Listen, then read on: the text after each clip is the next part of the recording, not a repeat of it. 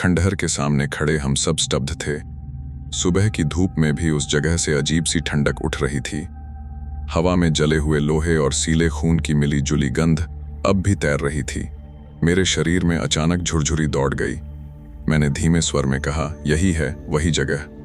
Sir ने टूटे पत्थर पर लिखे शब्द पढ़े, आर्मी अस्पताल। एक साथी बोला, लेकिन यह तो बरसों पुराना खंडहर लगता है। मैंने कुछ नहीं कहा। मेरा ध्यान उस जगह पर था जहां कभी वह शानदार बिल्डिंग थी, जहां सिस्टर जूलिया खड़ी थी, जहां कैप्टन विनोद ने मुझे कहानी सुनाई थी।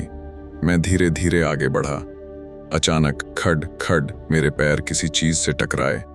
नीचे देखा तो मिट्टी में आधा दबा हुआ एक आर्मी का बैज था, वही चिन्ह जो मैंने कैप्टन विनोद की वर्दी पर देखा था। मेरे हाथ कांपने लगे। सर, मैंने बैज उनकी ओर बढ़ाया, ये देखिए। सर का चेहरा गंभीर हो गया। ये कैप्टन रैंक का बैज है। तभी पीछे से हमारे एक टीचर की आवाज आई, यहाँ मत रुकिए, मुझे यहाँ अच्छा नहीं लग रहा। लेकिन तभी जीप के इंजन की आवाज। हम सब एक साथ पीछे मुड़े। जंगल के रास्ते पर धूल उड़ाती हुई एक पुरानी आर्मी जीप खड़ी थी। वही हरी जीप, वही नंबर प्लेट जिसे मैंने उस रात देखा था।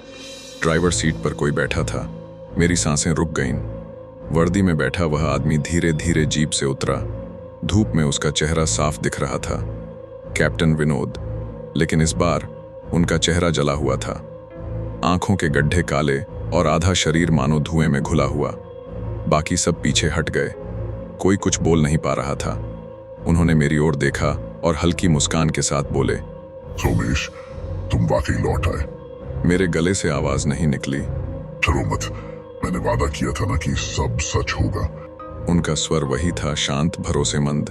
सर ने हिम्मत जुटाकर पूछा, आप कौन हैं? कैप्टन विनोद ने खंडहर की ओर देखा। जो यहाँ मरे और जो यहाँ अब भी ड्यूटी पर है। ड्यूटी? एक छात्र चीख पड़ा। कैप्टन विनोद की आवाज भारी हो गई।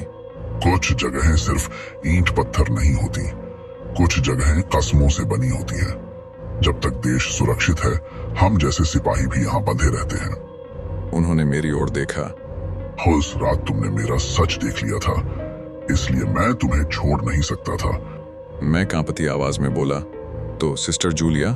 उनकी आंखों में अजीब सी चमक आई। वह भी यही है, सब यही है। तभी हमें लगा खंडहर के अंदर से फुसफुसाहटें आ रही हैं। कदमों की आवाज, नर्सों की हंसी, मरीजों की कराह। खंडहर जिंदा हो रहा था। सर ने कांपते हाथों से मेरा कंधा पकड़ा। हमें यहाँ से जाना होगा, अभी। कैप्टन विनोद ने जीप का दरवाजा खोला। जाओ, अब तुम्हारा यहाँ कोई काम नहीं। मैंने हिम्मत करके पूछा, और आप? उन्होंने सलामी दी। ड्यूटी कभी खत्म नहीं होती बेटा। अगले ही पल जीप, कैप्टन विनोद और सारी आवाजें हवा में घुल गईं। हम सब भागते हुए जंगल से बाहर निकले। आज कई साल हो चुके हैं। मैं अब भी कभी कभी रात में सपने में वही हरी जीप देखता हूँ, और जब भी किसी वीरान जगह से गुजरता हूँ, अगर हवा में अचानक सायरन की आवाज आए तो मैं जान जाता हूँ कैप्टन विनोद अब भी ड्यूटी पर हैं।